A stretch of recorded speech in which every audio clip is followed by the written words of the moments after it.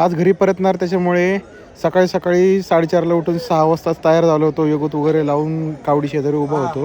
कारण की आपण आता मुंगी घाटाने परत रिटर्न उतरणार होतो. मग काय बाकीचे कार्यकर्ते रेडी होते. सोन्या भाऊ, शिवादादा सगळे रेडी होते.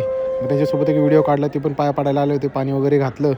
मग व्हिडिओ बनवला. आता म्हणलं शेवटचाच दिवस आहे. सगळेच खुश होते. आणि मग इथं बाकीचे आपले ज्येष्ठ मंडळी ते नाश्ता वगैरे करत बसलेले होते. मागं जरा व्ह्यू पण चांगला होता. मग जरा त्यांचा व्हिडिओ काढला. नाश्ता पण तोपर्यंत आलेला होता. म्हणलं आता नाश्ता वगैरे करून घ्यावं. आणि नाश्ता संपतोच तोपर्यंत पहिलं शिंग वाजलं. म्हणलं आता चला महादेवा, आता आम्हाला आज्ञा द्या. आता काय चुकलं असेल तर आम्हाला माफ करा. आता पुढल्या वर्षी देतो, आम्हाला आज्ञा द्या असं म्हणलं. महादेवाचं दर्शन घेतलं आणि मग बाजा वाजायला सुरुवात झाली. बाजा वाजायला लागला. तसंच मग जे ह्या वर्षीचे मानकरी होते म्हणजे आमचे बंधूच होते, परतीच्या मार्गातले पहिले मानकरी सागरभाऊ हिंगणे यांची मुलाखत घेतली. आज आमच्या बंधूंना परतीच्या प्रवासाचा पहिला मानकरी मान मिळालेला आहे. बंधू कसं वाटतंय? मस्त वाटतं. इतक्या दिवसांनी आपल्याला शिवेचा मान मिळालेला आहे, आनंद आहे का? शिव महादेवाची अशी तुमच्यावरती कृपा राहो आणि अख्ख्या बेलसरगावावरती राहो. शिव महादेव आता आपल्यासोबत चाललेलं आहे. बेलसरगावाची भरभराट राहो, हीच आपली शिव महादेव प्रार्थना. हर हर महादेव. परतीच्या प्रवासासाठी कावडीची गाडी मार्गस्थ केल्याच्या नंतर आम्ही गेलो वरती मंदिरात म्हणजे महादेवाचं दर्शन घ्यावं. तिथं ऑलरेडी आमचे गावातले काही कार्यकर्ते ऑलरेडी आलेले होते. त्यांचा अभिषेक होता. मग त्यांच्यासोबत अभिषेकाला सामील झालो. आम्ही फक्त दर्शन करण्यासाठी गेलो होतो. मग अभिषेक करून घेतला, आरती वगैरे केली, मनोभावे दर्शन घेतलं आणि पुढल्या वर्षीसाठी आज्ञा घेतली. आज्ञा मिळाल्याच्या नंतर आपले हे चिन्मय बडदे खूप आपलं सहकार्य असतं, मोलाचं सहकार्य असतं बेलसर गावासाठी. मग त्यांच्यासोबत एक व्हिडिओ बनवला आणि आम्ही आता मुंगी घाटाकडे निघालो. हे आत्ता आमचे मार्गदर्शक होते महेंद्र आप्पा गरुड. आप्पांचं कायमच आम्हाला मार्गदर्शन राहिले. नवीन पोरांसाठी कायमच नवीन नवीन गोष्टी शिकवत असतात. आप्पा आमचे मार्गदर्शन होते खाली उतरण्यासाठी. मग काय मुंगी घाटाच्या साईडने हळूहळू खाली आम्हाला गुहेतल्या ज्योतिर्लिंगाचं दर्शन घ्यायचं होतं. त्यामुळं आप्पा नवीन पोरांना मार्गदर्शन करत होते. हे बघा आप्पा मागच आहे. ज्या घाटातून लोक चढायला घाबरतात त्या घाटातून आम्ही उतरतो. आणि हा तोच टप्पा आहे जिथं माणूस चढायला पण घाबरतं आणि उतरायला घाबरतं. हाच तो नळीचा टप्पा. हेच ते बेलशरकर. बोला शिव शंभो हर हर महादेव. नळीचा टप्पा पार केल्याच्या नंतर मग आम्ही गुहेच्या वाटेकडे खाली वळालो. आप्पा मागं येत होते. मग उतरलो. मग बाकीचे कार्यकर्त्यासोबत मग दर्शन घेतलं.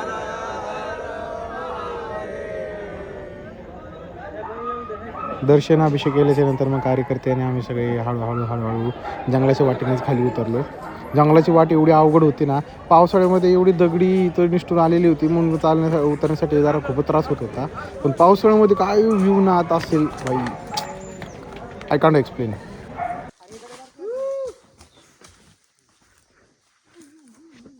बघा एकदा इकडे बघा.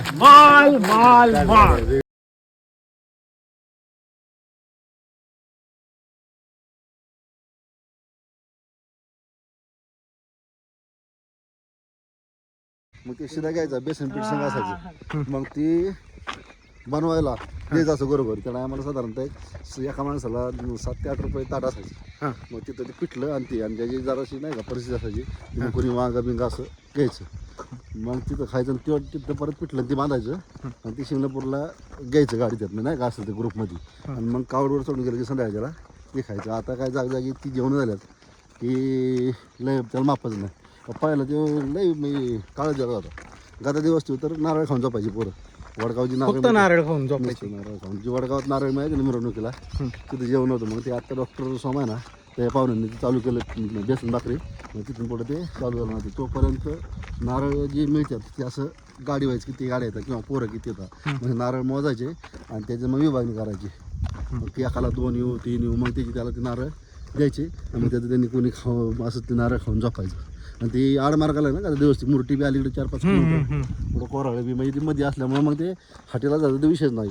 आणि त्याला मला असे 4 चाकी एवढ्या काही नव्हत्या. आता बऱ्याच गाड्या आल्या, नाश्त्याचा जागी यायला लागलं. त्यामुळे आता सोयीस्कर झाले जरा. पाहिलं तर आताच्यात हा फरक आहे. म्हणजे आता महादेव सोपा झाला. आता माझ्या स्वतः नाही लोकांचे कसं आहे, दान करणारे लोक जास्त झाले ना. म्हणजे नाही का जेवण घालणारी ही.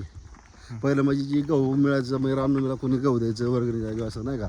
मग त्याच्यातले ते निला व्हायचा गावाचा आणि साधारणतः 4 पोती दळून घ्यायचं आणि बेसन पीठ आणि त्यात ते मसाला असायचा पुढे असायचा.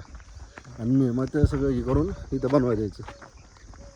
असं भारी होतं ते. आणि त्या टायमाला इकी होती म्हणजे नाही का, आता बी इकी आहे तर त्यावेळेसचा काळ इतका भारी वाटायचा ना, लय भारी.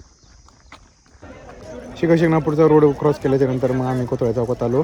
थोडं थंड जरा मारलं आणि कारण की आम्हाला जायचं होतं आता धर्मपुरीचं दर्शन करून मग आम्हाला जायचं होतं आंध्र रोडवरती आजच्या सकाळच्या न्याहारीसाठी. मग हे धर्मपुरीचं मंदिर एकदम डिट्टो शिंगणापूरसारखं सेम दिसणार हे धर्मपुरीचं मंदिर आहे. इथे पण यात्रा वगैरे होत असते. आतमध्ये देवाला बाशिंग वगैरे बांधलेलं होतं. खूप पुरातन असं मंदिर आहे. मंदिर अतिशय थंड होतं. एवढं रणरणत ऊन होतं ना, अक्षरशः आम्ही सकाळी 11 वाजता पोचलो होतो. एवढं ऊन लागत होतं आणि आम्ही टेम्परेचर पण चेक केलं तर 36 का 37 डिग्री असं दाखवत होतं. मंदिर तुम्ही बघू शकता हुबेहूब शिंगणापूरसारखं दिसतंय. हा आकाराने लहान आहे पण मंदिराची ही बांधणीची शैली ही एकदम शिंगणापूरसारखीच आहे. मग मंदिरामध्ये आलो, थोडंसं शांत झालो आणखी चालून दमलो होतो. शरीर पण गरम झालं होतं. थोडं पाणी वगैरे घेऊन जरा रेस्ट केला, दर्शन घेतलं.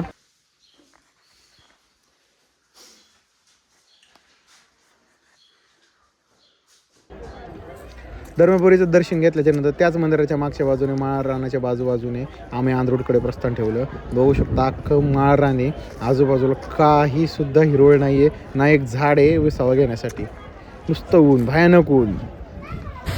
थोड्या वेळा आंध्रमध्ये पोचलो, जरा झोपावं म्हणलं तोच असता भयानक पाऊस चालू झाला, नुसता वादळवात.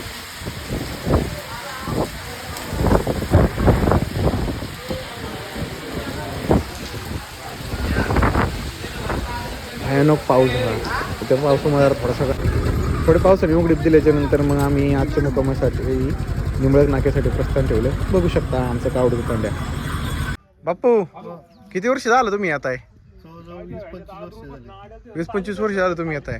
आजपर्यंत असं कधी झालंय का की सारखा सलग पाऊस लागलेला आहे? मला तर आठवत नाही पाऊस झालेला, असं कधीच झालं नाही. आणि आता तुम्ही अनुभव काय सांगाल? आता पाऊस पाण्याचं आता पहिल्यांदा असं घडतंय, आता काय सुविधा काय कशा गोष्टी त्रास होतोय का काय? नाही पहिल्या काय पाऊस नसल्यामुळं काय त्याचा असं मदत नाही, पण आता जे पाऊस झाला ते लोकांचे भरपूर हाल झाले. लय त्रास होतोय काय? लय त्रास पाऊस झाल्यामुळे. जनावरांना काय? जनावरांना पावसात आता गोठा आहे, गाडीवर आहे, काय आता किती गाडी आहे तांड्यात? जवळजवळ 50 गाडी आहे आमची. 50 गाडी आहे. आणि आता इथं का थांबला? इथं काय आहे? इथं रणकळ आहे, इथं 5 येड कावडीचे घेतले जातात. का? हे परंपरा आहे म्हणजे जाताना बी आणि येताना बी. जाताना आता परतीचा प्रवास आहे. आता इथून पुढं कसं जाणार काय गावाला तुम्ही? आता बरडमध्ये जाणार, बरडमधून आपलं निंबळक नाक्यावर आम्ही मुक्काम करणार. निंबळक नाके मुक्काम. आणि तिथून पुढं मग बेलसरा कसं जाणार? सगळा अख्खा टप्पा सांगा बरं. फलटणमध्ये सकाळच्या 7-7:30 वाजता आम्ही जातो. हां. तिथनं जिंतीवरनं मग चव्हाण वस्तीवर मुक्काम असतो आमचा. बरं तिथून पुढं? तिथनं पुढं मग वडगाव. वडगावला सकाळची 10-12 वाजता आम्ही 10:30 वाजेपर्यंत तिथं जातो. मग तिथं जेवण करून मग परत पुढचा प्रवास आम्ही मुर्टी. आणि मग बेलसर. आता इथलं मानकरी कोण आहेत? इथल्या बेलसर गावाचंच मानकरी. नाही आता इथून पुढं गाडीला आता रईस आणि दर्शन इथले मानकरी आहेत. निंबळक पर्यंतची. बरं बापू चालतंय. शुभेच्छा तुम्हाला. धन्यवाद. तर आजचे मानकरी आहेत रणखेडा ते निंबळक नाक्याचे रईस भाऊ किती वर्ष झालं तुम्ही गाडी आणताय? 15-16 वर्ष झालं. 15-16 वर्ष झालं. किती वर्षांनी मान मिळालाय तुम्हाला? मान हा साधारण तरी 7-8 वर्षांनी मिळाला. 7-8 वर्षांनी तुम्हाला मान मिळालेला आहे. कसं वाटतंय? तिसऱ्या वेळेला मान मिळालाय. अरे वा, शुभेच्छा तुम्हाला. धन्यवाद. महादेवाची तुम्ही सेवा करताय. किती वर्षापासून येताय तुम्ही? आम्ही 17-18 वर्ष झाले. 17-18 वर्षापासून म्हणजे जवळजवळ तुम्ही लहान असल्यापासून येताय म्हणा की. बेलसर गाव हे कुठल्याही जाती धर्माला कशालाही न मानणारं, सगळ्यांना समाजाला एकत्र घेऊन चालणारं गाव आहे. इथे सर्व धर्म सगळे समान राहतात. भाऊ लहानपणापासून येत आहेत आणि यांना 3 वेळा मान मिळालेला आहे. यंदाही यांना मान मिळालेला आहे. म्हणजे याचा अर्थ ही भक्ती हा महादेव हा कुठल्याही एका धर्माविषयी नसून हे प्रत्येकासाठी हे जिवंत उदाहरण ही बेलसर गावानी पुन्हा एकदा पुन्हा सिद्ध करून दाखवलेलं आहे. महेश भाऊ तुम्हाला तुमच्या मित्र परिवाराला सगळ्यांना शुभेच्छा. बोला शिवशंभो हर हर महादेव. कावडीची गाडी जरा मागं सोडून मग रवी भावांसोबत टक्करमध्ये पुढे निघून आलो मुक्कामाच्या ठिकाणी. आणि आज काय आपल्याला भिजायची इच्छा नव्हती. खूप पावसामध्ये भिजलो होतो.